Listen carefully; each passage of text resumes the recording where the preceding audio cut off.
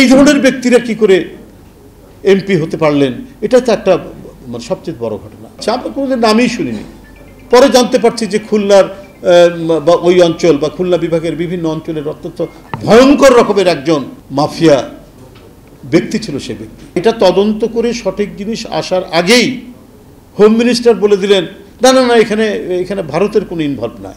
বেআইনি অর্থের সাথে বেআইনি ব্যক্তির মিশ্রণ ঘটে খুব দ্রুত, এবং আমরা তারই পরিণাম আমরা দেখতে পাচ্ছি। এই যে আনোয়ারুল আজিম আনার, ওবায়দুল কাদের সাহেব বলে ফেললেন যে দেখুন তার এলাকায় অত্যন্ত জনপ্রিয়তা ছিল, এই কারণে করা হচ্ছে। আরে আপনার একটা এলাকার মাফিয়া যদি সেখানে কিছু হতে চায়, আর সেখানে যদি সরকারি স্টেট যদি তাকে নিরাপত্তা দেয়, কোনো ভদ্রলোক সেক্ষেত্রে মানে নিজেকে এমপি ক্যান্ডিডেট ঘোষণা করতে পারবে না। এটাই হচ্ছে সত্য কথা। আমরা বাংলাদেশে যাদেরকে মাফিয়া বলে চিনি, যে সমস্ত এমপি এবং অন্যান্য নেতাদেরকে, সেখানে আর ওই দলেরই আর কোনো ভদ্রলোক সেখানে দাঁড়াতে পারে না, সেখানে রাজনীতি করতে পারে না।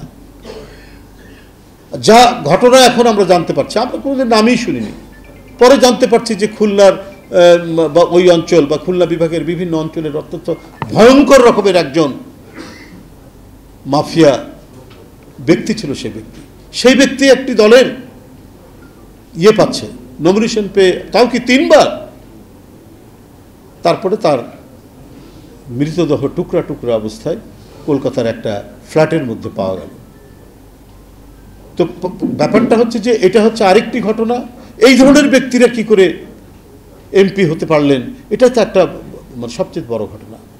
আর ওইখানে এই যে মানে এত বড় একটা মার্ডার আপনার কলকাতায়, তো এখানে কিভাবে এটা সম্ভব হচ্ছে, কেন এটা সম্ভব হচ্ছে?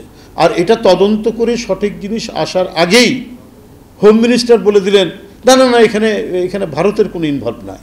অর্থাৎ ঘোরার আগে গাড়ি জুড়িয়ে দিলেন। তো ঘটনাটা তো নিশ্চয়ই আরও বিভিন্ন কনফিউশন তৈরি হচ্ছে।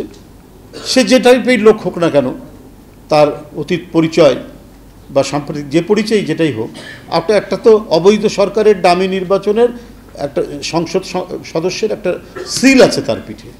তাহলে আরেকটি দেশে যখন যাচ্ছেন, তার পাসপোর্ট আছে,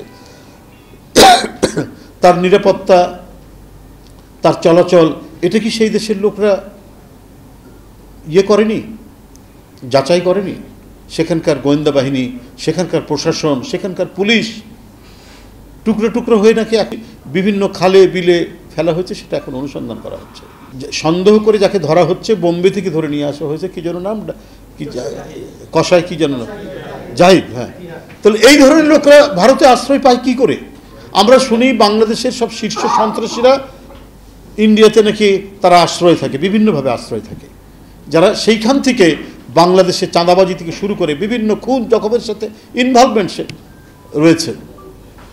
অনেকের নাম শুনছে এবং ধারাবাহিকভাবে পত্রপত্রিকায় উঠছে, গণমাধ্যমে উঠছে, সেটা আমার কথা নয়। সেখান থেকে তারা বাংলাদেশের জনপদের পর জনপদে তাদের অস্তিত্ব, তাদের প্রভুত্ব তারা জারি রেখেছে।